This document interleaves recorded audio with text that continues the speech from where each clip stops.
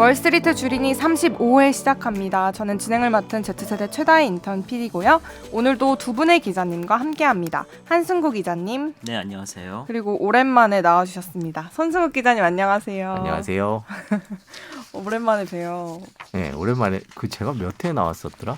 거의 2회, 3회? 네, 이 프로그램 만드신 분이시잖아요. 혹시 테슬라 얘기할 때 나오지 테슬라 얘기하고 그때 하고 처음 나온 것 같네요. 네. 아, 맞아요. 그때도 제가 이거 하자 그래서 시작해놓고. 그러니까요. 네. 그동안 근황 짧게 나눠주세요. 근황이요? 네. 몰스트리트 화요일마다 네. 라이브 하고 있고요. 오전 10시 반 라이브 하고 있고 네. SBS 뉴스 채널에서 네. 하고 있고 탐사보도 부장 하고 있고. 네. 저희 부장님이십니다. 요즘 부장님의 계좌는 안녕하신가요? 네, 뭐 한동안 안 좋았었는데요. 네. 최근에 조금 정신 차렸습니다. 네. 혹시 테슬라의 덕이 좀 있나요? 계좌갑니까? 오자마자 계좌부터 까는 여기 오랜만에 오면은 바로 터는군요. 예, 자주 와야겠네. 저희는 거의 얘기를 다 하다 보면 얘기를 하다 보면 그냥 다 얘기를 자주 하게 듣는데 돼요. 그럼요. 못 들은 것 같은데요. 저희는. 제가 갖고 있는 종목은 이미 다 오픈이 됐습니다. 아 그렇군요. 아니 저는 종목 수가 너무 많기 때문에 제가 몰스트리트 그 방송할 때도 그때 네. 3프로 TV에 정프로님이 나오셔갖고 이 얘기 저 얘기 서로 망한 얘기 하다가 네. 누가 뭐 망했나 이런 얘기하다 같이 망한 것도 있었어요. 네. 네, 뭐 중국 주식 중에. 그래서 저도 거의 뭐 100개 가까이 됐기 때문에 저는 이렇게 약간 뭐 올바른 투자법은 아니라고 봅니다만 투자가 따로 있고 약간 궁금해서 네네. 이렇게 갖고 있는 그런 것들도 있어서 뭐 제가 추천드리긴 뭐 하지만 주력으로 하는 것들은 최근에 아마 그 4차 산업혁명이나 미래와 관련된 투자를 하신 분들 특히 미국에 하신 분들은 네. 좀 계좌가 좋아지셨을 거예요. 다들 좋아지셨어요. 그래서 저도 뭐 역시 그런 서학개미 중에 하나가 아닐까라고 생각을 하고요. 굉장히 완곡해서 이렇게 표현을 완곡한 망할 때는 표현을 해주시네요. 완전히 망한 것도 많아요. 예. 네, 어쨌든 오늘 저희가 손승욱 기자님을 모신 이유가 있죠. 바로 오늘 저희 주제가 테슬라이기 때문인데요. 사실 몇 달 전까지만 해도 테슬라 주가 흐름에 대해서 굉장히 반신반의하는 분위기가 좀 있었습니다. 그런데 천슬라가 현실이 되면서 테슬라에 대한 사람들의 시선이 이전보다는 더 진지해진 것 같습니다. 여기저기서 차량용 반도체가 없어서 난리인데 테슬라는 어떻게 천슬라가 됐는지 또 전기차 시장을 둘러싼 이슈들엔 어떤 것들이 있는지 짚어보려고 합니다. 저 문득 궁금해졌는데 그건 테슬라라고 읽어야 되는 건가요? 왜요? 뭐 어떻게 읽어요? 저는 그냥 보통 테슬라라고 얘기했었는데 물론 약간 뭐 짬뽕과 잠봉의 차이가 있습니다. 네. 제가 어떻게 테슬라 기자님 어떻게 읽으세요? 나는 보통 테슬라라고 얘기를 하는데 테슬라라고 하세요? 뭐가 맞는 건가요? 미국 애들은 뭐 블룸버그나 뉴스에 보면은 뭐라고 얘기를 하나요? 테슬라라고 있는 것 같아요. 테슬라까지는 아니었던 것 진짜요? 같아요. 죄송해요. 너무 아니에요. 뭐가 정답인지는 저희도 모릅니다. 뭐 예. 저는 짜장면이라고 부르는데 요즘은 짜장면도 표준화가 됐어요. 그러니까요. 발음에 있어서 굉장히 기자님 예민하시네요. 그때는 뭐였죠? 제가 무슨 이거 거슬린다고 하셨잖아요. 팩트 체크 들어가나요? has really a decade of a tailwind to it that is even at these valuations can create value for investors. You put a 6.5 revenue multiple. 언제 나와요? 기업 이름을 얘기를 안 하네요. 언제 나올 겁니다. I happen to think maybe that probably gets there sooner than we think. Let's say it gets there within the next quarter or two, which I think is a possibility. Hey, I'm Stephen, and this is solving the money problem. If you knew, 확실히 라이브가 아니라 편집하니까 좋네요. 그렇죠. 계속 틀어놓네요. 네. still over $1,000 per share, and Tesla's market cap 테슬 in excess 이렇게 of 그냥 $1 테슬 trillion. 테슬라고 하네요. 라 소리도 거의 없네요. 안 들리네요. 아도 안 들리네요. 네. 테슬이라고 하네요. 테슬. 그때 예전에 저는 정확히 못 들었는데 정호선 선배가 멀스트리트 진행할 때 그 외국 생활 오래 하신 교수님이 이남우 교수님 오셨어요. 저 좋아합니다. 예, 그분이 그때 메르세데스 벤츠 발음이 이렇게 처음 듣는 회사였어요. 머세리. 하여튼 멀세리 네, 이렇게 하셨어요. 멀세리라고. 테슬라도 그런 식이군요. 죄송해요. 편집하실 거죠? 왜요? 네. 아니 오랜만에 나와서 바보 소리만 계속 하고 있는. 근데 저는 네. 테슬라가 더 편합니다. 예. 앞으로도 계속 이렇게 그냥 그럼 쓸게요. 그러세요. 그냥 하세요. 예. 네. 자, 댓글이 좀 달렸습니다. 댓글이 달렸는데 꽤 수준 높은 질문들이 많아서 오늘 이거에 대해서 답변하는 시간을 좀 가져보려고 합니다. 먼저 읽어볼게요. 빈디님이 달아주셨습니다. 이분이 네이버 직원이라고 밝혀주신 분이세요. 아. 예, 저희 네. 매주 네. 상당히 자주 네. 듣고 글을 남겨주시는 분이시죠. 그리고 심지어 저희가 네이버 오디오 클립에 무슨 이렇게 경제 비즈니스 카테고리가 없다 이렇게 방송 중에 말을 한 적이 있는데 사내 게시판에 건의를 하셔서 그걸 바꿔주셨어요. 아, 그런가요? 네. 그런 사례가 있었는데 읽어볼게요.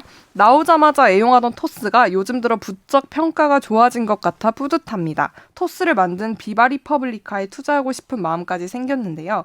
비상장 주식, 장외 주식 거래하는 방법이나 유의할 점도 알 수 있으면 좋을 것 같습니다. 이렇게 남겨주셨는데요. 어떻게 장외 주식 거래해 보신 적 있으세요? 전 아직 없어요.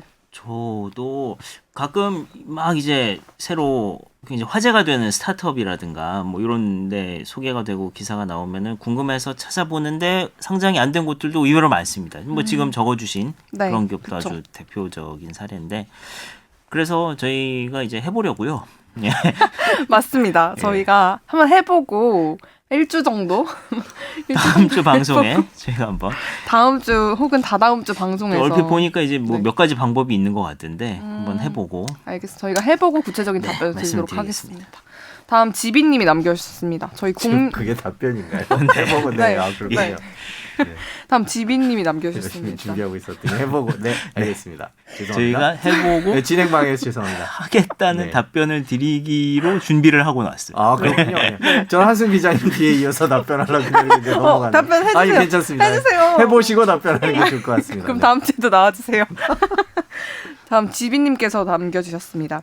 예전에 국민연금이랑 포트폴리오 비슷하게 맞추려고 찾아봤는데 몇백 개의 종목이 있는 것을 보고 바로 창 끄고 나왔답니다. 패널분들은 개인 투자자가 몇 개 종목 정도 가지고 투자하는 게 적당하다고 생각하시나요? 뭐 개인차가 있겠지만 저는 한국, 미국 각각 10개 안쪽이 좋은 것 같은데 생각만큼 쉽지는 않네요.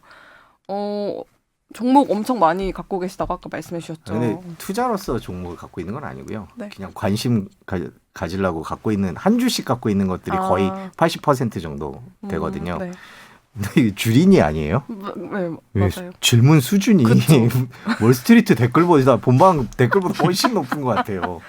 예. 거긴 주로 어떤 댓글들이 올라오나요? 김혜민 기자 이쁘다는 댓글 주로 그밖에 없어요. 예. 그리고 출연자가 김혜민 기자한테 뭐라 그랬다가 교수님이셨거든요. 댓글이 교수님 선 넘네 뭐 이런 댓글 나오고 살벌하네요. 네, 아, 뭐, 굉장히. 네, 저는 김혜민 기자가 얘기하면 끄덕끄덕 하고 있습니다. 네, 굉장히 수준 높은 댓글들이 근데 많이 올라오고 있어요. 이 개수에 대해서는 뭐 정답이란 건 없죠. 자기마다 다 취향이 다르고 뭐 한국 시장 좋아하시는 분도 있고 미국 시장 좋아하시는 분도 있는데 네, 한국 시장을 좋아하시는 분들은 이제 우리나라 기업이니까 더 잘한다. 내가 어떻게 미국 기업을 더 잘하겠느냐는 생각을 갖고 계신 거고 미국 기업은 이제 아무래도 거기가 이제 주가 조작이나 뭐 이런 거로부터 좀 뭐 없는 건 아닙니다만은 워낙 전 세계에서 많은 돈이 몰려 있고 규모가 네. 크다 보니까 그리고 또 선진국이고 우리나라 같은 경우에 외국인의 영향을 많이 받는데 미국은 그런 것도 없기 때문에 미국 시장이 더 낫고 걔네들은 워낙 투명하게 공개가 되어 있지 않느냐. 네, 네. 그래서 미국 우리가 조금만 공부를 하면 그만큼 기업에 대해서 많이 알 수 있지 않느냐 이런 주장들을 피는 일장일단이 있으니까 어느 게 옳다고 말할 수는 없어요. 그거는 분명한 사실인데 종목수에 따져 보면 예를 들어서 제가 뭐 이제 일단 기자들은 한국 기업을 갖고 있는 것에 대해서는 약간의 논란이 있을 수 있습니다. 그 관련 기업에 대해서 과연 기사를 제대로 쓸 수 있느냐는 논란이 있기 그쵸. 때문에 경제부나 해당되는 기자들은 그 주식을 갖고 있지는 않지만 예를 들어서 삼성전자를 갖고 있다 그러면 최소한 비메모리 반도체와 메모리 반도체가 뭐고 뭐 슈퍼사이클이 어떻고 주가가 어떻고 이제 CEO 이게 근황이 어떻고 뭐 이런 것 반도체 산업 전반 이런 걸 이제 연구를 하잖아요. 그럼 자기가 연구할 수 있는 기업의 개수가 몇 개냐는 거죠. 저는 그걸 기준으로 보거든요. 그래서 예를 들면 디즈니 주식을 갖고 있다. 월트 디즈니 주식을 갖고 있다. 그러면 전 세계에 있는 디즈니랜드가 언제쯤 문을 여는지. 뭐 일부 여는 것도 있습니다. 그럼 연 곳 네네. 같은 경우에는 몇 %까지 받고 있는지. 네. 관람객을 100% 받고 있지 않거든요. 왜냐하면 디즈니라는 주식을 살 때 물론 디즈니 플러스라는 스트리밍 서비스도 있기도 하지만 기본적으로 디즈니라는 회사는 디즈니랜드에서 파는 그쵸. 그 옷들 뭐 이런 굿즈 이런 것들의 비중이 큰 회사거든요. 그러면 어디에 있고 얼마나 이런 것들에 대해서 눈여겨봐야 되고 예를 들면 스트리밍 서비스에 관심을 가지면 넷플릭스가 아시아 시장을 오픈하면서 주가가 많이 올랐거든요. 그러면 이제 우리나라에도 곧 들어온다고 하잖아요. 그럼 우리나라에 들어오게 되면 언제쯤 들어오고 아시아 시장은 어떻게 되나. 이런 것들 정도는 보면서 내가 좀 더 살까 팔까 이 정도 해야 되거든요. 그렇게 자신이 컨트롤할 수 있는 종목이 물론 매일매일 그럴 필요는 없지만 자신이 갖고 있는 종목에 대해서는 이 회사가 언제쯤 좋은 일이 있고 언제쯤은 이번에 실적 발표할 때 어떨 것 같고 이런 거를 알아요. 지금 최근 계속 미국 실적 발표 시즌인데요. 내가 미국의 주식을 10개 갖고 있다. 네. 라고 하면 그 10개의 실적에 대해서는 어느 정도 알고 있어야 되는 거죠. 아까 국민연금 얘기를 하셨을 텐데 국민연금을 따라서 산다라는 것 자체는 투자 기법 중에 하나에 들어갈 정도로 너무나 당연한 거고 그분은 정말 대단하신 분인 것 같아요. 저도 한 번도 그렇게 해볼 생각만 했지 실제로 열어본 적은 없는데 네. 그 100개를 다 따라할 필요는 없지만 아마 국민연금이나 뭐 예를 들면 뭐 유명한 ETF 같은 경우에는 투자 비율이 있거든요. 뭘 제일 1등부터 10등까지. 뭐 그런 기업들에 대해서 관심을 갖고 지켜본 후에 투자하는 건 상관없는데 그러니까 개수가 얼마냐라고 물어본다면 제 대답은 공부한 만큼? 시간이 얼마나 있느냐에 따라서. 시간이 얼마나. 예, 그게 중요한 것 같아요. 아니면 이 회사는 진짜 내가 안 봐도 잘한다. 분야에 대해서 예를 들면 어느 애널리스트가 막 열심히 설명을 했더니 제가 들었더니 그분이 약간 앞에서 갸우뚱하더라고요. 왜 그러냐 그랬더니 삼성전자에 대해서 설명했는데 삼성전자 다니시는 반도체 연구원이었던 거예요. 그런데 딴 거를 설명해 주길 바랐는데 반도체에 대해서 막 설명을 했던 거죠. 그렇게 잘 아시는 분들은 조금만 더 해도 되거든요. 그 회사에 대해서 네네. 예를 들자면. 그런 측면에서 보면 절대적인 건 없는데 연구할 시간이 있으면 된다라고 보는 거죠. 그렇죠. 제가 공교롭게도 최근에 이제 그 신영증권의 김학균 센터장, 그다음에 서강대 김영익 교수 두 분께 그 똑같은 질문을 드린 적이 있어요. 개인 네. 투자자들이 몇 개나 갖고 있는 게 좋습니까라고 하면 지금 손승욱 기자 얘기한 거랑 뭐 비슷한 말씀이죠. 이게 주식을 살 때 저거 그냥 단순히 모르고 저 많이 빠졌네? 라고 산다거나 저 많이 올라가는 것 같네? 라고 사는 게 아니라 내가 주식을 사는 이유를 만들 줄 알아야 된다는 거예요. 내가 이 주식을 왜 사는가를 설명을 할 수 있을 정도가 돼야 되는데 그런 정도의 연구를 할 수 있는 내 맥시멈의 능력이 어디까지냐. 시간을 투자하고 공부를 할 수 있는 역량이. 그런 면에서 봤을 때 현실적으로 개인들이 종목 숫자가 10개가 넘어가면 좀 힘들다 그거는. 맞는 말씀 같아요. 딱 그 정도의 숫자를 지금 댓글 달아주신 분께서도 말씀을 해주셨고 국민연금 같은 경우는 이게 주식만 하는 게 아니고 해외 부동산, 채권, 그다음에 뭐 여러 가지 메자닌이라고 하는 각종 파생 상품들 뭐 이런 데 다 들어가 있기 때문에 그 자산의 비율을 서로 해지를 해가면서 이제 조정을 하고 투자를 하고 그러는 건데 그 안에서 단순히 주식만 보고 이 국민연금이 주식을 뭐 몇 퍼센트 갖고 있는지도 모른 채 이게 뭐 저걸 많이 샀네 안 샀네만 갖고서 따라하는 거는 사실 뭐 그렇게 좀 좋은 방법인지는 잘 모르겠습니다.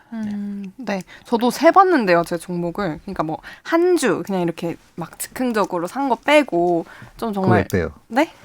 그거 빼셨잖아요, 아까 기자님도. 네. 그래서 빼고 세 보면 한국 5개, 미국 3개 이렇게 나오더라고요. 여기는 기본적으로 자기 계좌를 까는 분위기로 제가 안 나온 사이에 바뀌었군요. 네. 뭐 이 정도는 뭐 네. 개수인데요, 뭐 네, 종목 그렇죠. 개수. 그래서 뭐 이거는 본인의 선택에 의해서 하시면 될 것 같아요. 네, 다음 댓글입니다. 무건의 낭인님이 달아주셨어요. 저희가 에너지 관련한 회차로 얘기했던 거에 달린 댓글이거든요. 유럽의 소비자가 내는 난방 요금이 5배가 됐다기보다는 난방용 가스 도입 원가가 5배가 됐다는 얘기 아닐까요? 거기서도 난방회사가 원가 인상분을 어느 정도 흡수할 거고 소비자에게 5배를 그대로 전가하지는 않을 잠깐만. 대단히 그대로- 어려운 글자가 있나 보죠. 그대로 네. 전가하지는 않지 않을까 생각해 봅니다. 네, 요거는 이제 손숙 기자는 안 계시고 지난주에 저희가 요 관련 주제로 방송을 해서 제가 그냥 말씀을 드리면 실제로 그 지적이 타당한 것 같습니다. 저도 이제 조금 기사 자세히 봤는데 뭐 스페인 뭐 1년 새 5배 급등, 그다음에 북유럽도 마찬가지고 네. 영국, 그다음에 이제 뭐 여러 가지 곳들에서 이제 5배에서 7배. 이건 물론 1년 전과 비교해서 요금이 가격이 많이 올랐다라는 얘기가 있는데 여기서 이게 기사들이 제목을 보면은 전기료라고 돼 있는데 그 기사의 원문과 이런 것들을 자세히 따져 보면은 네. 전력 가격이라고 되어 있는데요. 이거 도매 가격일 가능성이 좀 높아 보이고요. 예, 제가 뭐 각국의 그거를 일일이 다 찾아보지는 못했습니다만 도매 가격일 가능성이 높아 보이고 우리로 치면은 우리도 이제 전력 거래소에서 그러니까 발전 회사에서 거래소로 넘어오고 뭐 한전이 이제 판매를 하는 그런 단계에서의 가격일 가능성이 있어 보이고 우리나라 전기요금도 이제 그 원료비 연동제가 시행이 되고는 있습니다. 그러니까 원가가 올라가면 거기에 따라서 이제 전기요금도 올라가야 되는 제도는 있는데 사실 이게 잘 안 되죠. 이게 물가에 대한 부담이 크고 한전은 100% 이제 공기업이기 때문에 100% 그거를 이제 소매 가격에 반영하지는 못하는데 여기도 그런 측면이 좀 있어 보여요. 예, 그래서 그 아이디가 무건의 낭인, 예, 굉장히 그 묵직한 네, 내공을 지니신 분 같은데 좋은 지적을 해주신 것 같습니다. 이분이 저번에도 저희 바로 잡아주셨던 분이에요. 그 아마존, 워싱턴 포스트. 그 제가 그때 제가 실수를 했던. 네네. 그 무슨 제프 베이조스. 예, 베이조스. 네.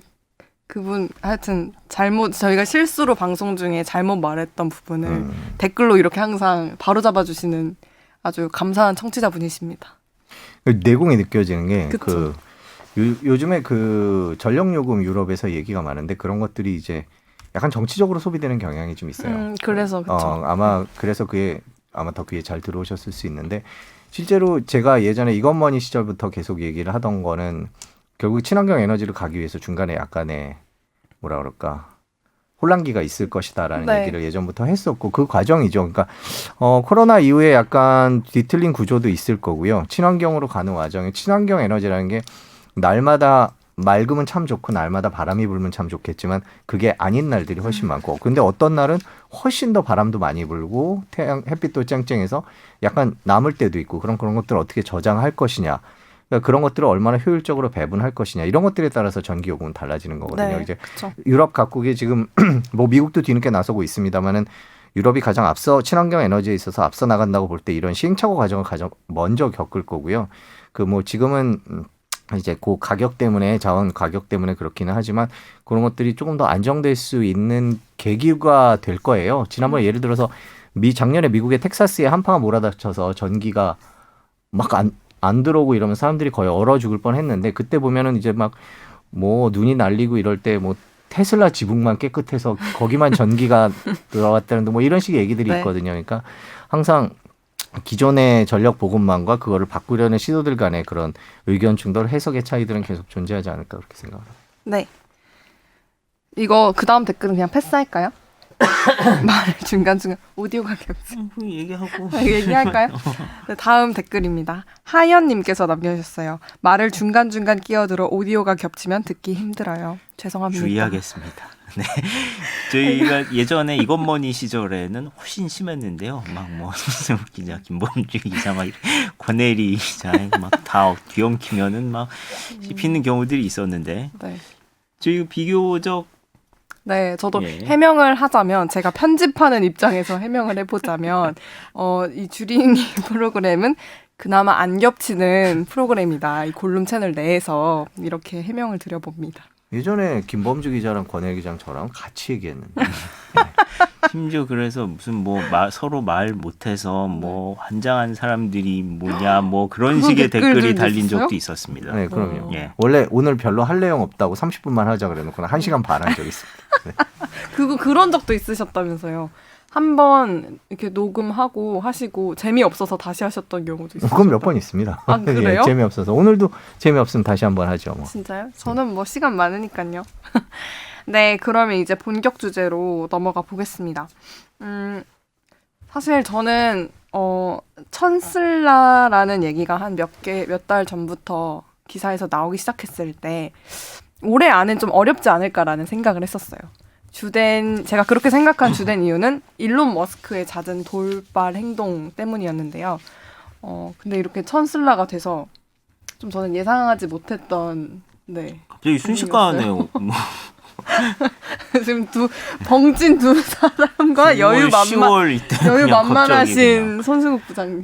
제가 왜 여유 만만하겠습니까? 올라간다 뭐 좋네요 뭐 막 올라가네요 하더니 갑자기 며칠 사이에 그냥 순식간에 그리고 넘었어요. 그 당시 제 기억으로는 보통 이 천슬라라는 단어 자체가 조금 이런 분위기로 쓰였던 것 같아요. 뭐 일론 머스크의 또 뭐 입방정, 뭐 천슬라는 가능할까? 뭐 약간 이런 뉘앙스의 기사들을 제가 많이 봤던 것 같은데 순식간에 이렇게 천슬라가 되면서 좀 많은 사람들이 놀랐고 뭐 월가에서도 이전보단 훨씬 이 테슬라를 진지하게 바라보고 있는 것 같아요. 일단 이 궁금증부터 해결을 해야 될 것 같아요. 현대차 그리고 나머지 다른 많은 자동차 업체들도 지금 고전을 면치 못하고 있잖아요. 자동차 그 반도체가 부족해서 차량용 반도체가 부족해서.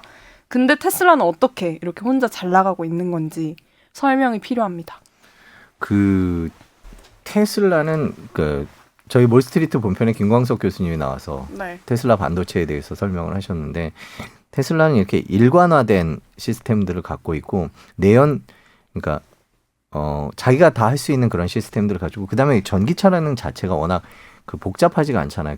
기존의 내연기관차에 비해서. 그래서 공급망이 훨씬 단순하죠. 그냥 기존의 회사들은 뭐 이것저것 다 복잡하게 얽혀 있는 거에 비해서 단순하기 때문이다. 그렇게 설명을 해주셨는데 뭐 그렇다 그래서 테슬라가 만족할 만큼 뭐 이렇게 반도체가 펑펑 남아서 만들고 그런 상황은 아니었어요. 테슬라도 계속 그 반도체에 대해서는 만족할 만한 거를 갖지 못했었지만 네. 그래도 다른 회사에 비해서 예상 밖으로 그 공급망 그리고 테슬라의 반도체 보급 방식에 대해서 뭐 자기들만의 방식이 있는 거고 뭐 그걸 자세히 설명드리고 싶지만 저도 뭐 그 부분에 대해서 자세히 설명드린다기보다는 그냥 들은 얘기니까. 네네. 김광석 교수님 드린 멀스트리트 본편에 나옵니다. 그렇군요. 네. 반도체가 부족하진 않았는데 그 테슬라가 반도체 수급에 있어서는 다른 회사에 비해서 훨씬 압도적이었고 테슬라는 자체적으로 반도체를 설계할 수 있는 능력을 갖고 있어요. 네. 그래서 그런 것들에 비해서 그러니까 지위가 다른 회사가 갖고 있는 반도체에 대한 지위보다는 테슬라가 갖고 있는 지위가 더 좋았다. 이렇게 들었습니다. 그러면 현대차는 그걸 못 하나요? 테슬라가 한 걸? 네, 현대차뿐만 아니라 대한민국 자동차 반도체를 잘 안 만들죠. 어, 자동차 반도체는 그렇게 그쵸. 많이 안 남아요. 그쵸. 그거 자체가 싸니까. 저렴하니까. 그러니까 자동차 반도체가 뭐냐고 물어보시는 분이 있어서 제가 생각을 해보면 우리 후진 기어 넣으면 네. 차가 기둥 가까이 가면 삐삐삐삐삐 거리잖아요. 그 반도체 갑니다. 음. 그냥 그런 것들이거든요. 그러니까 예를 들자면 제가 네네. 지금 약간 너무 단순한 걸 얘기했나? 근데 아니. 그 삐삐삐삐 거리는 것도 첨단 기능입니다. 그거는 거리를 잡고 하는 거니까 거리 계산해야 되는 거죠. 그러니까 그런 것들을 만들어주는 게 대한민국에는 별로 없고요. 네. 그래서 전 세계적으로 부족한데 우리나라가 특별히 반도체 강국이라고 해서 그거에 대해서 유리할 만한 이유는 없다고 그렇게 봅니다. 승구 선배님은 어떻게 생각하셨어요? 이 천슬라를 보시고. 이게 사실 네. 이번에 $1,000를 넘은 게 렌터카 업체 허츠와의 네. 계약 소식이 나오면서 이제 그동안 테슬라가 어떤 미래의 자동차를 만들 회사라는 어떤 상상의 영역, 꿈의 영역, 마치 제가 예전에 와서 꿈을 먹고 사는 주식이라고 바이오를 얘기를 했듯이 네네. 약간 그런 어떤 미래, 손에 잡힐 듯 안 잡힐 듯 하는 미래의 상황으로 상상을 하다가 실제 이게 이런 식으로 실적을 낼 수 있는 회사구나라는 점에서 한 번에 큰 모멘텀이 됐던 것 같고요. 네.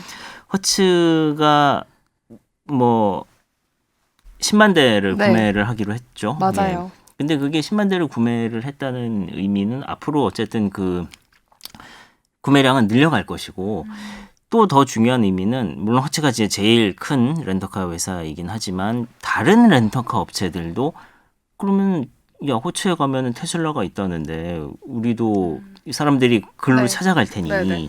다른 업체들도 테슬라를 사야 되지 않겠어요? 결과적으로는 그러면은 그렇겠죠. 당장 상용화할 정도로 괜찮은 전기차가 아직 많지 않은 상황에서 초반 시장의 선점을 확실히 테슬라가 할 수 있게 됐다라는 데서 상당히 좀 큰 의미를 찾지 않았나 뭐 그런 생각이 좀 듭니다. 네. 하시고 싶으신 말씀 있으신 것 같은데 네. 하세요. 아니요. 테슬라.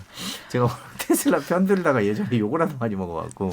근데 지금은 아니에요. 지금은 여론이 많이 바뀌어서 그 방금 얘기를 했지만 테슬라가 이제 10만 대 주먹을 헐츠라는 회사에서 받았잖아요. 네. 그 1년 동안 차근차근 납품하는데 테슬라가 뭐 얼추 따져서 1년에 그냥 한 100만 대 만듭니다. 100만 대의 10%에 해당하는 주문을 한 큐에 받아낸 거죠. 그러면 분기로 따지면 25만 대 만들거든요. 24만 몇 대가 네. 이제 이번에 3분기 실적이었는데 이번에 테슬라 주가가 오른 거는 3분기 실적이 예상보다 잘 나와서 한번 뛰고 허르츠가에서 한번 뛰면서 이제 얘기를 한 거죠. 그래서 $1,000를 넘어섰는데 테슬라의 주가가 $1,000를 넘어서서 관심을 받고 있다라는 것만을 갖고 지금 이 테슬라 주가를 보는 시각이 중요하지는 않다는 생각이 들어요. 그러니까 테슬라 주가 $1,000 넘었네 라는 기사는 이미 많이 나왔고 저희가 이제 팟캐스트의 차별화를 위해서는 그럼 네. 지금이라도 사야 되느냐 이 얘기를 해야 되지 않나 싶죠. 저희가 그 답을 드릴 수는 없는데 네.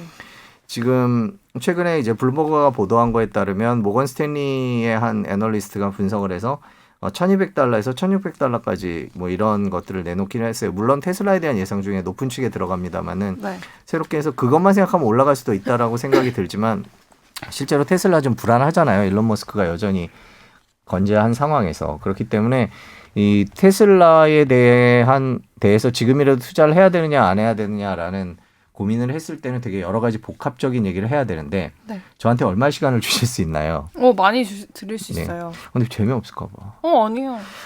편집하면 돼요. 재미없습니다. 차라리 그 앞부분에 물어봤던 걸 편집해 주시길 좀 부탁드리겠습니다. 네. 예전에 이것머니 들으셨을 때 예전에 테슬라 한창 잘 나갈 때 그때가 언제였어요, 구체적으로? 2020년이죠. 2020년. 네. 김범주 앵커 미국 가기 전 네. 그때였는데 요즘에 뭐 미국에 잘 있는 모양이더라고요. 근데 그 얘기를 했었던 건데 이제 테슬라를 바라보는 월스트리트와 미국 언론의 시각은 크게 두 가지가 있습니다. 그 시각이 완전히 대치되기 때문에 그 언론 보도나 월스트리트의 보고서만을 가지고 저희들이 테슬라 사야 되냐 말아야 되냐 판단하기 되게 힘들어요.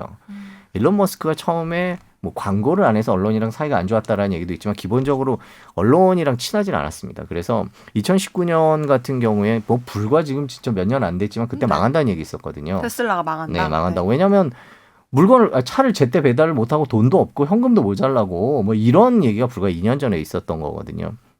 그때 그런 보도들이 많이 나올 때 이제 일론 머스크는 약간 억울했어요. 뭐 아닌 기업이냐. 우리는 지금 자동차를 이미 만들어서 팔고 있는데 왜 자꾸 망할 것처럼 얘기하느냐라는 식의 볼멘소리 했던 거는 월스트리트를 인정을 잘 안 해줬어요. 테슬라 일론 머스크가. 그리고 네. 기자들도 그랬고. 그래서 당시에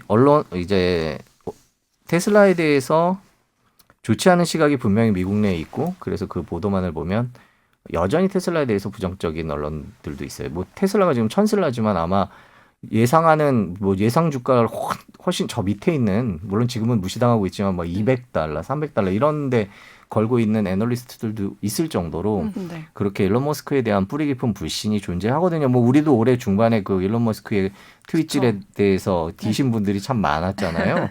근데 이제 그거를 애시당초부터 원래 그럴 거라고 생각한 사람도 있었고 그분들이 자꾸 그 잣대를 테슬라에 갖다 대기 시작을 해서 테슬라에 대한 보도는 그런 게 있었고 반대로 반대 시각이 있습니다. 그러니까 친 테슬라와 반 테슬라 속에는 아마 그 테슬라에 대해서 중립적인 분까지 포함이 될 텐데요. 그분들이 요번에 그 테슬라의 일론 머스크의 비트코인 그 관련된 것 때문에 주로 반대 쪽에 잠깐 네. 그렇기도 했는데 친 테슬라에 대해서 얘기를 해보자면 제가 이제 그 소속 그쪽이라는 오해를 많이 받아왔죠. 네. 받아왔죠. 근데 그 테슬라라는 회사를 이해할 때 아까 한승우 기자는 꿈이라고 얘기했는데 네. 예, 그건 2년 전 얘기고 테슬라는 이미 현실이죠. 테슬라는 현실입니다. 그래서 저는 개인적으로 놓고 볼 때 뭐 싸우자는 뜻은 아닙니다.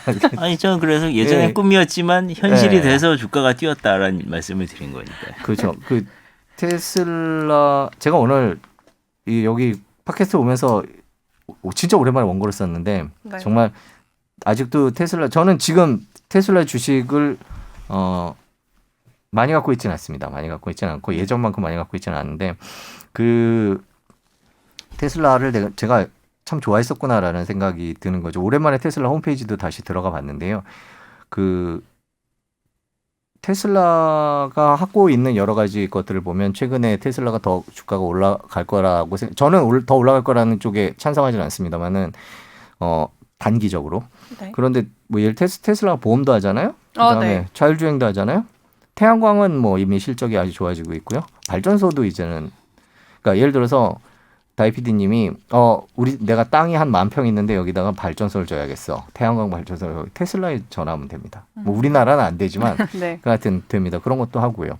그리고 제가 늘 강조하지만 테슬라 홈페이지에서 옷도 팝니다. 티셔츠. 네, 네. 티셔츠 다 팝니다. 당근마켓에도 있다니까요. 아이 그거 아니라니까요. 그 진품이 아니라니까 내가 찾아왔다니까요. 그래, 그 얘기를 했었구나. 네.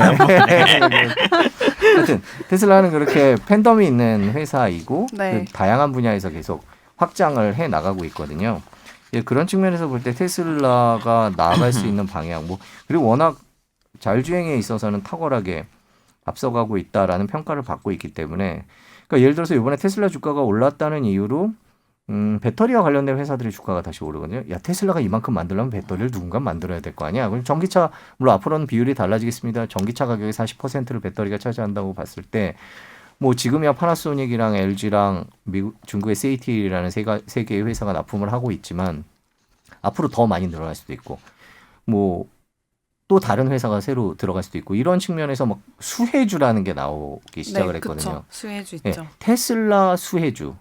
우리가 언제부터 테슬라 수혜주에 이렇게 익숙했었나라고 생각하면 테슬라는 우리가 상상하는 것 이상으로 빠르게 영역을 확대하고 있습니다. 우리가 테슬라 뭐 일론 머스크 이상의 테슬라가 과연 진짜 네. 뭐 자동차 회사야, 현대랑 GM이 따라오면 곧 끝날 거야 뭐 이렇게 얘기하지만 요즘 길거리에 테슬라 얼마나 많이 보여요. 그러니까 그런 측면 보여요가 발음이 안 돼. 보입니까? 그래서 그런 식으로 따지고 보면 테슬라는 생각하는 것보다 더 클 수 있는 회사다라고 하지만 지금 주가가 적정하냐에 대해서는 지금 PR이 얼마나 되죠? PR 100. 뭐 너무 이런 기업을 사실 PR은 큰 의미는 없죠. 예, 그러니까 그렇죠. 그러니까 예를 들어서 PR이 100이라고 치면 네. 이 회사에 투자했을 때 본전 뽑는데 100년 걸린다고 하는 얘기니까 그런 식으로 생각한다면 뭐 지금 과대평가된 것도 마찬가지죠. 거기다 제가 또 써놨네요. 사이버 트럭. 사이버 트럭 저거 뭐, 봤어요. 예, 뭐 그리고 그것도 있어요. 저기 사이버 트럭 말고 큰 대형 트럭 있는데 그건 자율주행으로 운행이 되는 큰. 그 되게 멋있더라고요. 좀 딴 얘기긴 하지만. 멋있어요. 얘는 일단 디자인을 먹고 들어가는 네. 상관 틀림없어요. 예, 애플 그래서 같은 느낌인데. 예, 똑같이 만들어도 테슬라가 만들면 좀 다릅니다. 이게 약간 애플이 갖고 있는 느낌이 약간 비슷하거든요. 그래서 네. 그런 면에서 긍정적이다라고 봐요. 물론 제가 그 CNBC 기사를 하나 전해드릴 텐데요. 네. 이 CNBC는 반대의 얘기를 하고 있습니다. 그러니까 미국인들이 전기차를 사는 것이 아니라 지금은 분명히 테슬라를 사고 있는 건 맞지만, 그러니까 전기차를 사고 있는 게 아니라 테슬라를 사고 있다라는 표현이 우리나라 몇몇 언론 제목에 나왔는데요. 그건 우리나라 언론 기자들이 붙인 게 아니라 CNBC가 한 걸 꼭 지가 한 것처럼 쓴 건데요. 네. 실제로 테슬라가 당분간은 분명히 전기차 이상의 이미지를 갖겠지만 또 다른 후속 모델들이 2025년 정도 그렇죠. 되면 나오는 전기차의 종류가 수백 종으로 늘어날 수 있기 때문에 CNBC에 따르면요. 네. 그리고 제너럴 모터스나 폭스바겐 같은 이제 굴지의 자동차 회사들은 뭐 10년 안에 거의 100% 전기차만 만들 경우에도 지금과 같은 걸 할 수 있겠느냐라는 식의 기사가 나오고 있고 실제로 그렇습니다. 테슬라의 미 전기차 시장 점유율이 2025년에는 20% 정도로 내려앉을 것이다. 뭐 이렇게 주장을 하기도 하는데요. 실제로 그때는 전기차의 볼륨이 엄청 커져 있는 상황이었기 때문에 그 20%든 30%든 그 숫자는 뭐 압도적으로 많을 테고요. 그렇죠.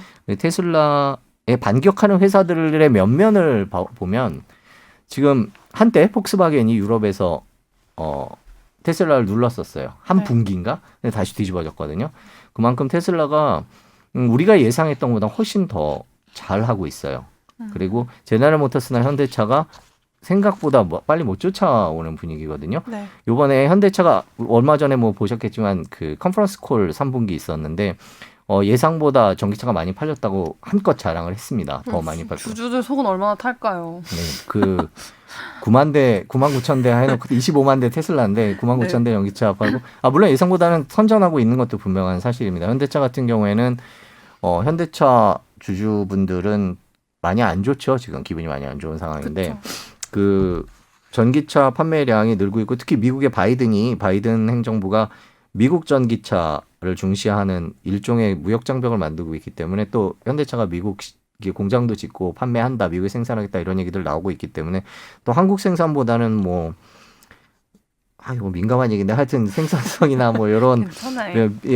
비용이나 이런 면에서 네, 네. 그 차별화가 될 수 있어서 뭐 좀 나아지지 않을까라는 기대를 하고 있는데 전면적으로 뛰어들고 있지는 않거든요. 전기차라는 거에 대해서 네. 이제 그럴 경우에는 비용이 줄어들 것 같은 우려도 있고 그래서 실제로 제너럴 모터스 정도로 전기차에 올인을 하는 전략을 쓸 것인지 아니면 뭐 토요타나 포드처럼 그러니까 팔 거 팔아가면서 전기차로 조금씩 이동하는 방식을 네. 취할 것인지 어느 게 옳은지는 모르거든요. 근데 뭐 현대자동차가 어떤 전략을 취하든지 간에 당분간은 테슬라 쫓아가기는 뭐 아주 먼 얘기고요.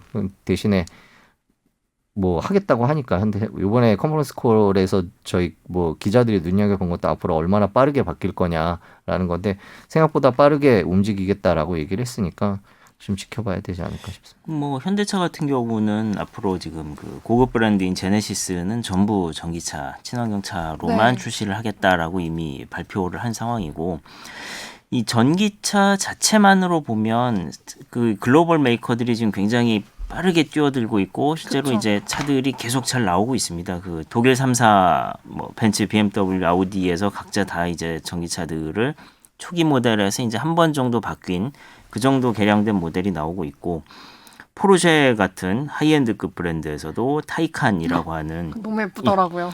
그게 뭐 예전에 있던 그 정말 그 포르쉐 특유의 네. 디자인을 가진 그리고 아주 고성능의 뭐 한 1억 8천쯤부터 시작하는 것 같은데 거의 독일 기술의 결정체던데요. 타이칸? 그런 차들이 이제 계속해서 나오고 있죠. 그래서 네. 아주 대중적인 차부터 그 뭐 GM이 뭐 쉐보레 하는 볼트라든가 아니 포르쉐 뭐 타이칸까지 아주 다양한 레인지의 전기차들이 이제 계속해서 나오고 있고 현대차도 이제 바꿔간다고 하고 있고 이게 글로벌 메이커들 완성차 제작사들은 의외로 이제 상당히 빨리 그 전기차들을 출시할 수 있을 것 같아요. 저는 근데 그 전기차가 내연기관보다는 그 쫓아가기가 상당히 좀 쉬운 편으로 보여요. 이게 내연기관은 동력을 전달하고 이런 과정에 굉장히 많은 노하우가 필요하고 그 독일 차들 같은 경우는 그 정말 수십 년, 100년의 그 기술의 결정체들인데 그건 여전히 못 쫓아가거든요. 아직도 현대차가. 그런데 전기차는 구동은 단순합니다. 밑에 그냥 차 밑에 배터리 쭉 깔아놓고 바퀴 달고 뭐 그렇게 해서 이제 돌리는데 이 구동 자체는 제작사들이 많이 쫓아갈 수 있지만 테슬라의 강점은 자율주행 부분은 이거는 의외로 쫓아가기 힘들 것 같아요. 자율주행 부분이요? 그 쌓여있는 데이터들을 테슬라는 이미 몇 년을 이미 쌓아오고 있고 그쵸. 예, 근데 그만한 데이터를 기존의 제작사들이 확보를 하고 있는가라고 하면 그 점에 있어서는 쉽지 않을 것 같아요. 이거는 오히려 정말 더 쫓아가기 힘든 거거든요. 이건 한번 누적이 이렇게 되면 테슬라는 이미 그 미국 땅에서 뭐 온갖 사막도 다니고 뭐 그러니까요. 예 고속도로도 다니고 도심도 다니고 뭐 하면서 축적해온 데이터들이 있는데 이 데이터들을 이게 물론 단순히 이제 과도기적인 측면에서 전기차라고 하면은 상당히 뭐 쫓아갈 수 있지만 자율주행 기술은 어쩌면은 이게 상당히 격차를 좁히지 못할 수 있다. 그런 생각을 하고 있습니다. 이게 테슬라는 제가 보는 테슬라는 뭔가 여러 가지 막 일을 벌려놓고 저거 다 잘할 수 있을까 싶었는데 어떻게 막 다 잘해요. 지금도 잘 해 나가고 있고 그래서 막 천슬라가 됐고 근데 현대를 보면 전 좀 답답함이 느껴지더라고요. 뭐 그 뭐라고 하죠? UAM 도심 항공 모빌리티 있죠. 드론처럼 생긴 거 맞나요? 네네. 그것도 뭐 하겠다고 하고 적극적으로 또 전기차도 만든다고 하고 뭔가 선택과 집중을 잘 못한다는 느낌을 좀 받았거든요. 현대차. 뭐 보기에 따라 다르죠. 아까 제가 주주라서 그럴 수도 있어요. 손정욱 기자도 얘기했지만 테슬라는 뭐 태양광 발전도 하고 거기는 뭐 옷도 파는데 무슨 옷 현대차 팔고 옷은 안 팔지 않아요? 위성하고 네. 저 뭐 거의 카카오야 뭐 이것저것 다 하는. 근데 현대차는 그런 면에서 보면은 모빌리티 쪽으로 조금 더 집중돼 네. 있는 측면은 있기는 있죠. 저기에 비하면 그 현대차 테슬라가 로봇도 발표했잖아요. 네. 현대차도 로봇 있잖아요. 보스턴 다이나믹스 인수했잖아요. 인수했죠. 비슷해요. 비슷한 야, 수준으로 가고 있는 거예요? 현대차가 태양광 하겠다 그러면 똑같아지는 건데 현대차는 수소가 있잖아요. 예, 현대차를 이해하는 저는 이게 개인적인 생각입니다만은 얼마 전에 몰스트리트에서도 이제 친환 수소 얘기가 좀 나왔었긴 하는데 그 테슬라 주가가 $1,000를 넘은 날 네. 동시에 그날 한 20%, 20몇 %인가 오른 주식이 하나 있었어요. 네. 그게 무슨 주식이냐면 블룸에너지라는 주식인데 한국의 SK랑 뭘 하기로 했다. 그래서 주가가 팡 뛰었어요. 네. 근데 이제 테슬라에 가려서 그날 테슬라만큼 오른 회사들이 몇 개 있었어요. 네. 그래서 이 회사들은 뭘까라고 제가 쭉 짚어봤었어요. 왜 이렇게 오르나. 근데 그 회사들은 그러니까 수소와 관련돼서 미국의 대표적인 회사들이 몇 개 있는데 이제 뭐 SK가 사실상 인수를 한 플러그 파워라는 회사는 뭐라냐면 아마존 창고의 지게차를 수소로 움직이거든요. 그리고 블룸에너지라는 우리나라 일산에도 발전소가 있는데 그 수소로 발전을 하는 거예요. 전기 만드는 거죠.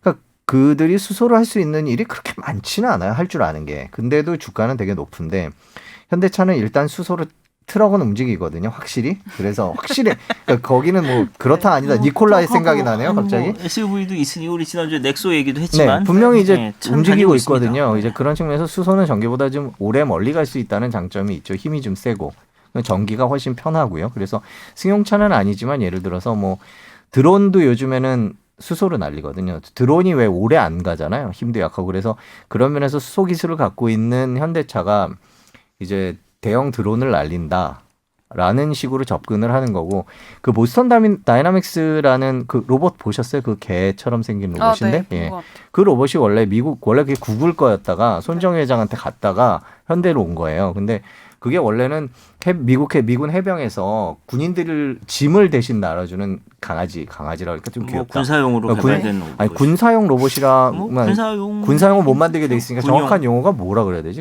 수송용? 뭐 약간 그런 식이었죠. 네. 근데 걔가 배터리가 안 돼요. 그래서 미국의 해병들은 지치지 않고 걷는데 걔는 조금 짐 들고 오다가 이제 서버리는 거죠. 그래서 그 전기보다는 이제 수소로 가면 어떻겠냐 그런 얘기들이 나오는 거죠. 그러면 이제 멀리 갈 수 있지 않겠니? 뭐 이런 얘기가 나와서 다이피디님이 그 현대차에 대해서 부정적이긴 하지만 기본적으로 수소를 이용해서 네. 미래 먹거리를 만들 수는 있지 않을까라는 희망은 있죠. 예를 들어서 야, 드론 타고 어디를 갈 거냐라고 얘기를 한다면 드론을 버스 개념으로 생각한다면요. 예를 들어서 서울역에서 인천공항 갈 때 그 한강 따라서 가면 떨어져도 뭐 큰일 없거든요. 이제 그런 코스, 헬기 코스 같은 게 있거든요. 아니, 떨어진다는 뜻이 아니라 그래서 네. 그런 식으로 이제 부도심과 도심을 연결하는 버스인데 차가 막히진 않겠죠. 날아다니면. 이제 그리고 허가받기도 상대적으로 쉬울 테고요. 뭐 이제 그런 식으로 상용화하는 우리나라 같이 규제가 센 나라보다는 규제 그런 거에 대해서 훨씬 부드러운 미국에서 하겠죠. 예를 들면 LA 공항에서 라스베가스를 간다든지 LA 공항 같은 경우에 시내 들어가는 게 엄청 막힌다고 하더라고요. 저도 가본 적은 없는데 그래서 그런 거를 UAM으로 한다든지 그래서 우리가 생각하는 것 이상의 그 실제로 돈을 만들어낼 수 있는 가능성은 있어요. 단 지금은 아니죠. 지금은 아니에요. 아니, 그러면 그래서 지금 주식을 갖고 있는 분들한테는 현대차가 뭐 최근에 좋지 않아서 그렇죠. 얘기만 들어보면 현대차에 대한 어떤 사업이나 이런 걸 보면 사실 주가가 이런 게 납득이 안 되는 거죠. 그러니까 과연 저는 뭐 그만큼 갈 거라고 생각 안 하지만 우리가 테슬라 2년 전에 망한다고 얘기했던 네. 그 필보다는 낫잖아요. 그래요? 그거보다는 현대차 나은 것 같은데. 같은 경우는 이제 올 초에 아, 저 사자는 얘기 아니에요. 네, 저도 현대기아의 그 저도- 애플카 아. 이슈 있으면서 한번 네. 이제 팡 튀었었다가 네. 쭉쭉쭉 내려오다가 하반기 들어서면서부터 이 반도체 수급이 좋아지질 않아가지고 그러니까요. 지금 주가가 영 힘을 못 쓰고 있는데 다행히 그래도 그 판 차들 중에는 영업이익률이 좀 높아서 3분기 실적에서는 비싼 차들을 많이 파는 것 같던데요? 예 제네시스가 일단 많이 팔렸고 그리고 비싼 차들을 많이 팔았다기보다는 요즘 현대차가 다 비싸졌습니다. 왜 그랜저 산타페도 이제 너무 비싸고 투싼도 비싸고 다 비싸져서 저희 현대차에 대해서 긍정적인 얘기 했으니까 한번 이제 까볼까요? 아우, 현대차가 많이 가격은 비싸졌어요. 그래서 이게 사실 국내 브랜드들 중에는 이제 현대기아 말고는 사실 이제 경쟁할 수 있는 브랜드가 없죠. 르노 뭐 그렇게 됐죠. 뭐 GM 뭐 그렇게 됐죠. 그래서 쌍용도 그렇게 되고 그래서 사실상 이제 선택권이 대단히 좁아진 상황에서 현대기아차의 가격이 지금 상당히 많이 올라와 있다. 경차도 뭐 거의 2천만 원 이제 줘야 돼요. 제대로 좀 살 수 있고. 네, 여기 뭐 청취자분들 중에 테슬라 주식 갖고 계신 분도 계실 거고 현대차 주식 갖고 계신 분들도 계실 텐데 저는 이제 테슬라는 사실 없고 현대차가 있거든요. 아, 얼마에 사셨어요? 네, 그거요? 저 진짜 비싸게 주고 샀어요. 아, 이렇게까지 그러니까 비싸게 주고 샀다기보다는 이렇게까지 떨어질 줄 몰랐던 거죠.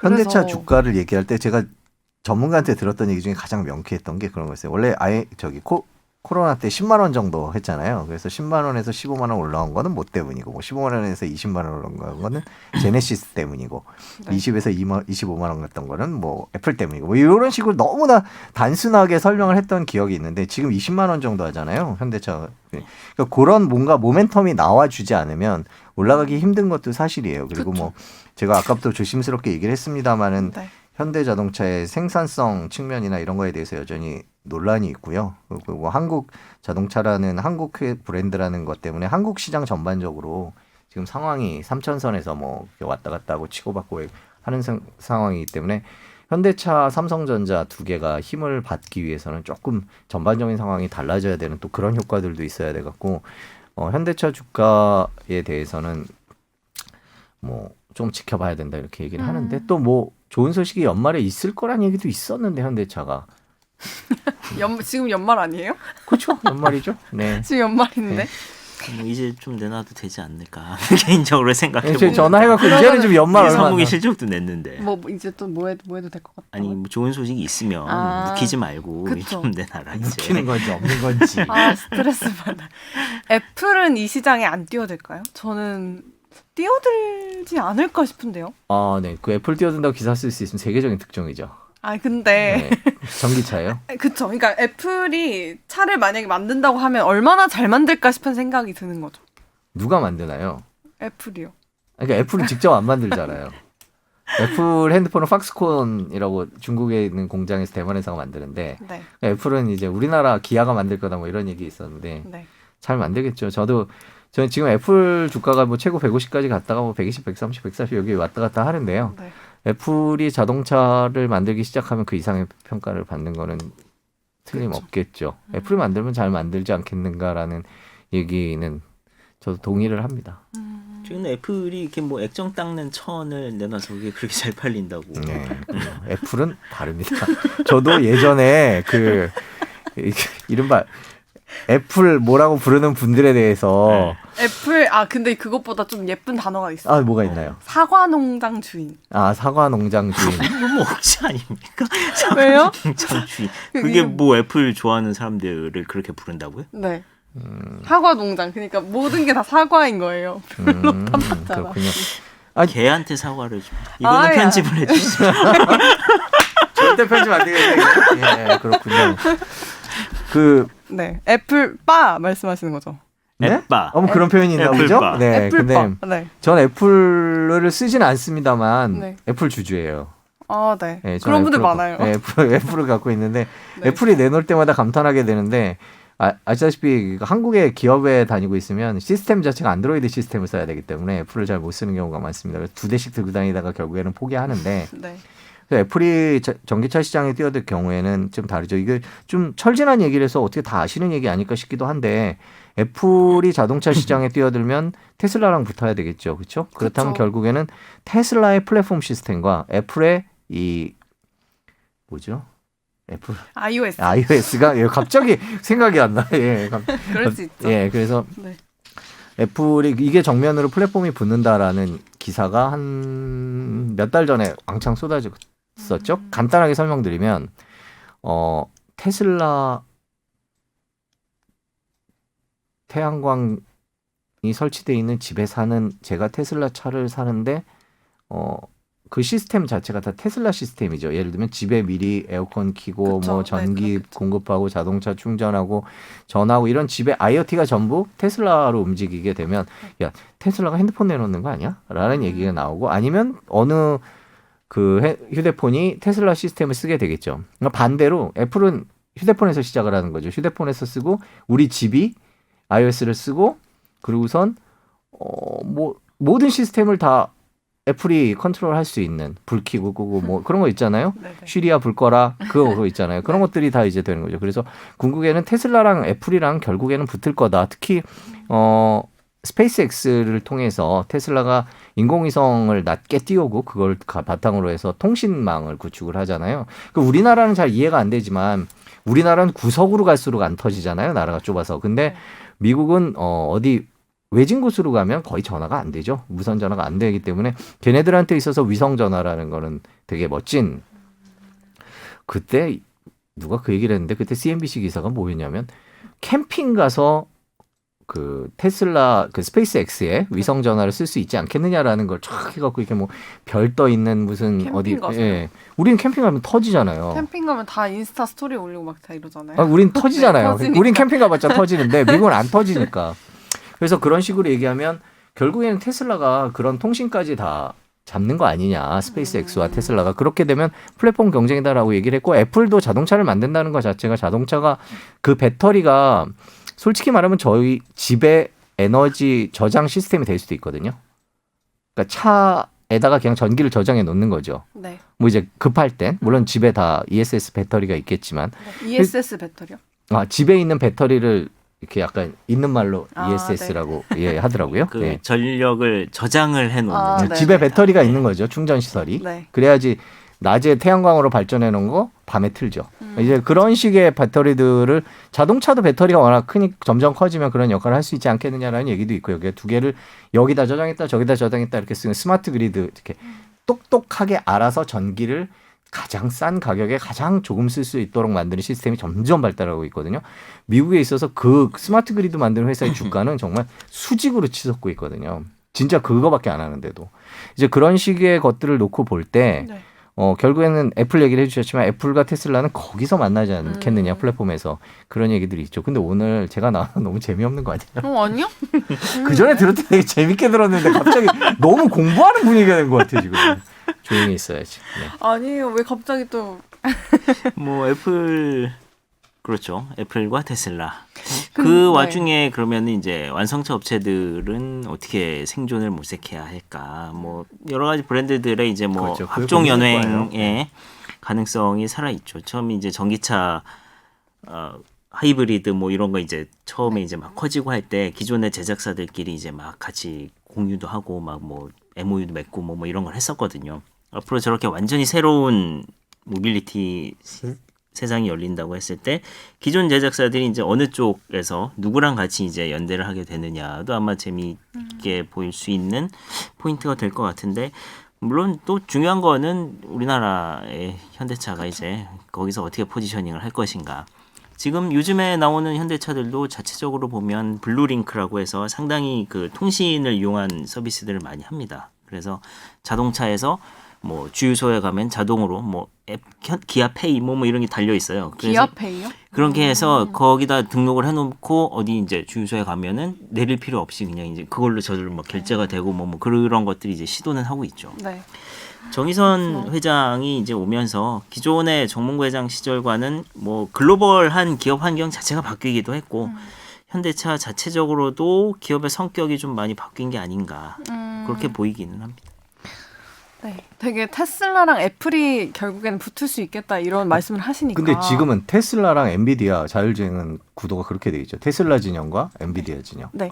근데 어쨌든 나중에 만약에 애플이 이 시장에 뛰어든다면 그 테슬라와 애플이 붙을 수도 있겠다라는 얘기를 들으니까 되게 기분이 좀 그래요. 왜냐하면 전 여태까지 테슬라 하면 그냥 차 만드는 회사로 생각을 하고 있었거든요. 근데 애플은 IT 회사잖아요. 그러니까 테슬라가 차 만드는 회사보다는 IT 회사에 좀 더 가깝다고 볼 수 있을까요? 예, 그래서 그런 질문을 하시는 분들한테 이제 2년 전 CES 얘기를 많이 해요. 1년 전인가? 2년 전이죠. 코로나 때문에. 그게 뭐냐면 CES가 세계 가전 박람회인가요? 네. 정확한 명칭이 미국 라스베가스에서 매년 1월 초에 열리는데요.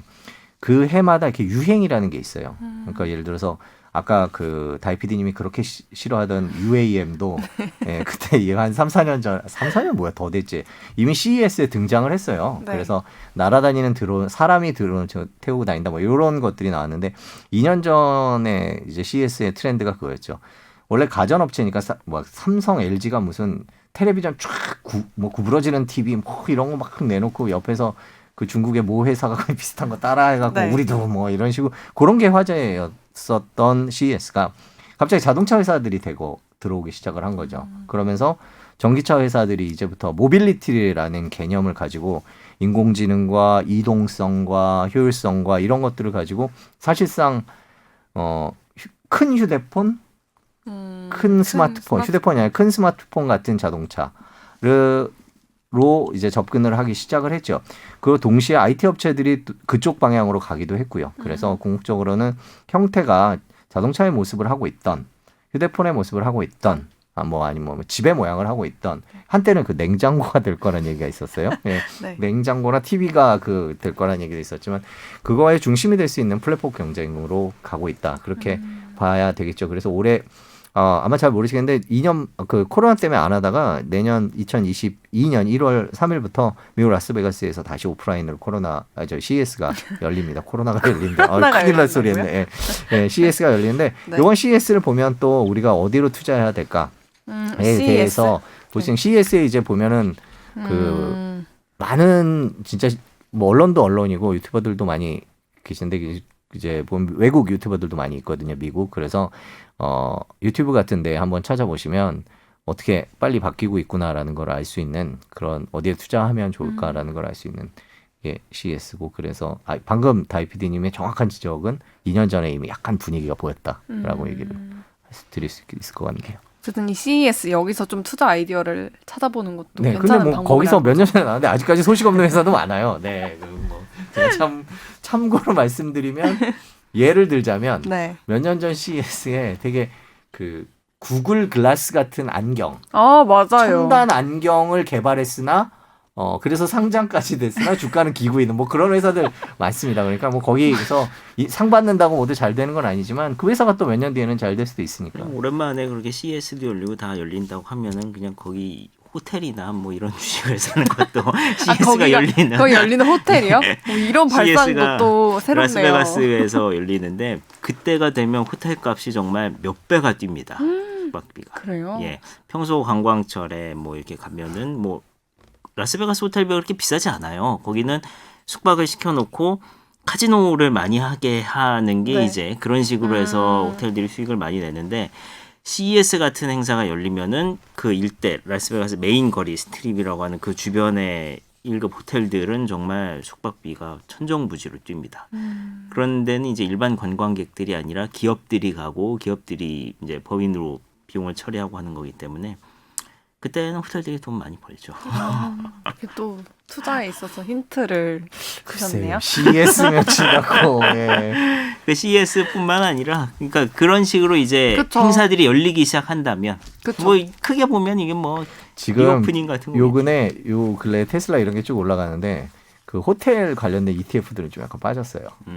그래갖고 코로나 이후에 좀 너무 올랐다라는 평가들도 있는 것 같고 그래도 잘 안 될 것이다 뭐 이런 얘기들도 있고 해서 이렇게 투자하는 거에 대해서 과연 얘기할 수 있을까?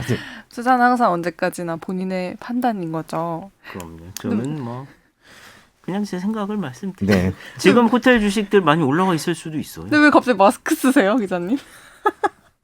표정을 숨기려고. 갑자기 마스크를 쓰셔서. 그 편집해서 알아서 끼워 넣어 주세요. 테슬라 얘기할 때 네. 제가 그냥 여기 편집 안 하셔도 돼요. 그냥 이 얘기를 꼭 해야 되겠다고 생각했던 게 네. 있었는데 무슨 그 얘기 못 하고 갈까봐 지금. 그 얘기 그럼 클로징 멘트로 제가 오늘 해드릴 수 있는 기회를 드릴까요? 아니요, 클로징 멘트라고 하기엔 한 20분 걸릴 텐데요. 네, 딴 건 아니고. 네. 아까 테슬라 주식 있냐고 물어보셨잖아요. 테슬라에 투자하는 방법에 대해서 약간 우리나라 대부분 그 젊은 층들이 약간 잘 아시는 분들은 훨씬 잘 하지만 그러면 테슬라 주식을 사는 방법이 있지만요. 직접적으로 테슬라가 불안하면 다른 걸 같이 사셔도 되거든요. 뭔데요? 그게 ETF를 사면 되는데 네. 또 ETF에 대한 착각들도 있어서 제가 그 얘기는 언젠가 어디선가 꼭 한번 하고 싶다고 생각했는데 혹시 ETF가 뭔지는 아세요? 알죠. 네. 그러니까 펀드 중에서 상장된 거죠. 네. 그러니까 펀드는 보통 이제 뭐 자산 운용사도 있고 그걸 신탁하는 사람도 있고 뭐 이래서 이제 팔면은 며칠 걸려야 돈을 받지만 바로 주식처럼 사고 팔 수 있는 그런 거 이제 상장된 펀드를 ETF라고 하는데 묶음 상품이라고 이해하면 될까요? 그렇죠. 네. 좋은 지적입니다.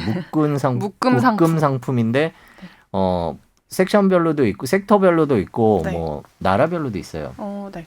뭐 여러 가지가 있는데 그 보통 테슬라 하면 이제 그 아크인베스트의 캐시우드 CEO 얘기가 많이 되죠. 돈나무 언니라고 불리는 그분인데요. 그분이 예전부터 테슬라는 미래라고 얘기를 했고요. 그리고 뭐 실제로 지금도 아크인베스트의 몇 개의 ETF 중에서 가장 테슬라가 뭐 1등인 것들이 있지만 ARKK라는 그 주식을 보면 ETF를 보면 거기도 1위가 테슬라죠. 그럼 2위가 3위, 4위 이런 것들은 다 개혁적이고 뭐 역시 그런 것들을 팔고 있는데 예를 들어서 그 펀드 자체는 그렇게 안전하다고 얘기는 못해요. 그쵸. 테슬라보다 안전하냐라고 얘기했을 때 이게 과연 ETF 묶음 상품이라 자체가 그래서 안전할까라. 왜냐하면 ETF 그 자체가. ARKK라는 ETF가 워낙 그 혁신을 주제로 한 ETF이기 때문에 그러면 테슬라를 어떻게 사야 되냐 그러면 ETF들 중에서 테슬라 보유 비중이 높은 ETF들이 제법 많아요. 왜냐하면 미국에서 이제 차지하는 시총이 벌써 이제 1조 달러 넘은 회사가 미국 같은 경우에는 뭐 예를 들면 애플, 아마존, 구글, 네. 마이크로소프트 정도고 이제 중동에 있는 그 아람코라는 사우디 국영 석유회사 요 정도거든요. 그럼 그 다음이 이제 테슬라라 치면 미국 시장을 추종하는 ETF 웬만한 ETF들은 다 테슬라를 많이 갖고 있어요 이미.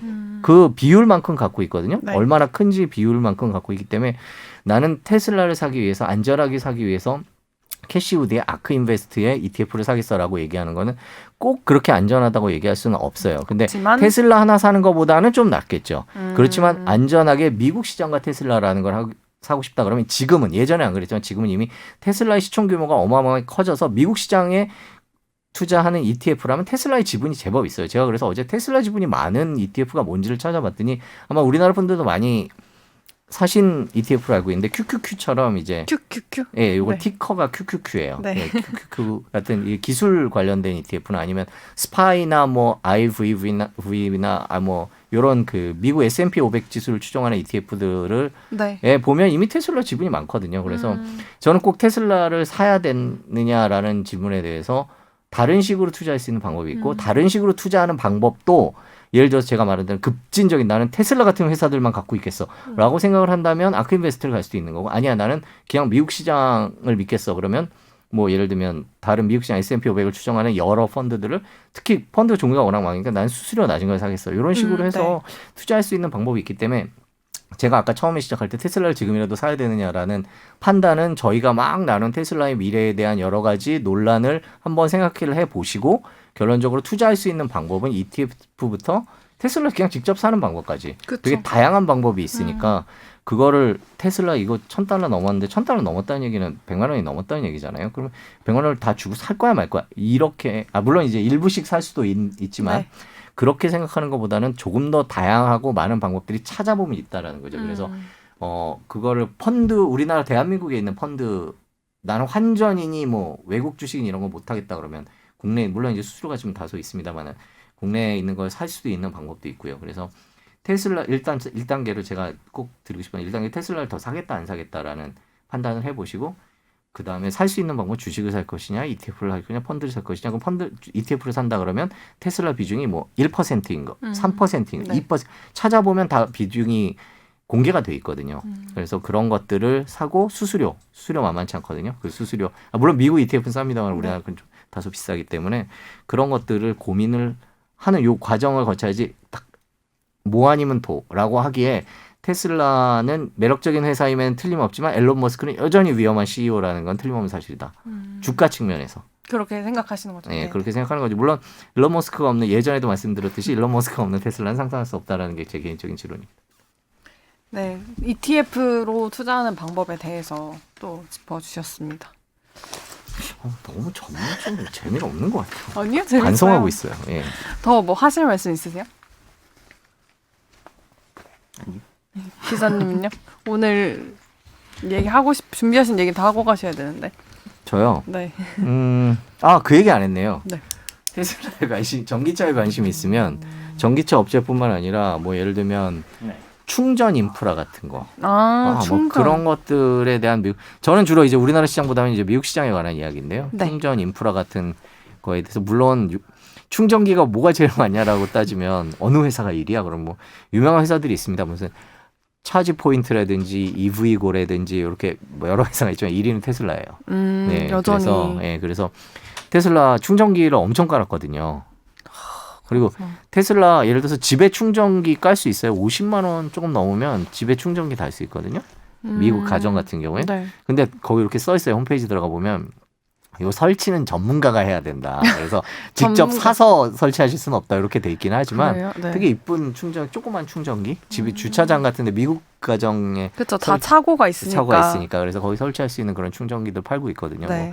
근데 그건 이제 고속 충전기는 아니고 걔네들은 뭐 1마일 뭐 몇 마일 가는데 몇 시간 걸려요. 이런 식으로 얘기 써놨더라고요. 네. 그래서 뭐 계산을 해봐야 알겠지만 이제 그런 충전 인프라나 이런 것들이 그 관련된 산업들을 투자하시는 것도 괜찮다라고 생각을 합니다. 그 2022년을 예상하는 여러 책들 그리고 작년에 2021년을 예상했던 여러 책들이 전기차라는 게 정해진 미래다라고 얘기를 하고 거기에 투자할 수 있는 방법들에 대해서 얘기를 하고 있는데 뭐 솔직히 어느 회사인지 잘 모르겠다 그러면 ETF에 하시는 거고 펀드 같은 거에 네. 하는 것도 좋은데 이제 중요한 거는 수수료가 있다는 거죠. 그래서 수수료 비교를 꼭 하시는 게 필요하다라는 생각이 드네요. 뭐 진짜 많은 곳에서 변화가 일어나고 있어서 좀 투자 아이디어를 얻을 수 있는 곳이 이렇게 많은 것 같아요. ETF도 그렇고 뭐 이 방금 말씀해주신 충전기도 그렇고. 근데 그런 분은 있어요. ETF가 어디에 투자했나 이렇게 회사들 쭉 보고 네. 나 이 회사가 마음에 들어. 그러고선 사시는 분들도 있어요. 뭐 그것도 뭐라고 얘기는 못 하겠지만 그 회사만? 그 회사만 딱 고르는 거죠. 남이 이렇게 투자하는 거죠. 난 이게 이름이 마음에 들어. 그러고 이게 사시는 네. 분들이 있고 저 역시 그런 적이 있는데 아까 저희 국민연금 그거랑 비슷한 거 아니에요? 비슷한 거죠. 네. 그러니까 도대체 얘네들은 어떤 회사를 보는 거야? 그렇게 보는 건 괜찮아요. 대신에 그 회사를 좀 연구를 해야죠. 그렇죠. 얘네가 샀다는 이유만으로 사하는데 그거는 바른 방법은 아닌 것 같아요. 왜냐하면 그 공개된 게 지금 이 시점이 아니에요. 지금 ETF들이 공개하고 있는 것들이 뭐 예를 들면 오늘 뭐 사고 팠는지 공개하는 아크 같은 것도 있지만 네. 석 달 전 거 뭐 이런 거 공개한 적이 있거든요. 지금 안 갖고 있을 수도 있어요. 그 회사 그래서 그런 면에서 그렇네요. 예를 들어서 걔네들이 얼마나 미국에서 열심히 펀드 매니저들이 하겠어요. 그럼 그 비용을 주겠다라고 생각을 하는 거고 그게 네. 아닌 경우에는 내가 아이디어를 얻어서 좀 열심히 기업 분석을 할 필요가 있는 거죠. 기업 분석을 어떻게 하느냐는 문제는 정말 오래 걸리는 문제고 정답도 없는 문제여서 그거는 이제 계속 꾸준히 공부를 하시고 그다음에 기사 보면서 뭐 이렇게 하는 방법밖에 없는 것 같아요. 그럼 넌 지금 어느 회사를 어떻게 연구하고 있냐? 제가 정답이라는 그것 보장도 없고 제가 전문가들한테 얘기 들어봐도 전문가들마다 예를 들면 애널리스트 분들 얘기 들으면 그 회사를 분석하는 기준들이 있거든요. 근데 그게 오래 하신 분들 뭐 조금 하신 분들 뭐 다 그 관계없이 각자 스타일이 다 있기 때문에 어느 쪽이 맞는지 이게 100% 정답이다라고 얘기할 수는 없어요. 최근에 약간 다른 얘기긴 하지만 네. 어느 회사가 잘 됐고 전망이 밝다라고 얘기했는데 실제로 잘 안 돼서 네. 요즘에 지금 마음고생하고 계시는 그 애널리스트 분들도 제법 많아요. 제가 월스트리트 하다 보면 저희가 모셨던 여러분들 중에 이거 거의 확실하다고 생각해서 얘기를 했는데 네. 특히 대한민국 같이 변수가 많은 나라에서는 쉽지 않으면 왜 자꾸 무슨 삼성전자 아니에요? 아니 뭐 제가 삼성전자 최근 댓글 보고선 삼성전자. 네, 그래서 네. 그런 측면이라는 거는 뭐냐면 결국에는 정답이라는 건 없다는 거예요. 그럼요. 진짜 제가 막 테슬라에 대해서 막 이렇게 얘기하고 정작 저는 안 산다. 그렇잖아요. 그런 식의 얘기가 이제 가능한 거거든요. 투자라는 건 결국에는 조금 더 이런 미래를 보고 해야 되지만 나는 아직 그 미래가 멀었다고 생각하는 사람도 있을 거고 그렇죠. 나는 뭐 아예 모르겠어. 난 어차피 그냥 이 돈을 그냥 미래까지 갖고 갈래. 생각하기 싫어. 네. 이런 분들도 있는 거고. 그러니까 너무 저희 말에 막 솔깃해 갖고 막 이러시기보다는 딱 기준을 정하는 게 좋을 것 같아요.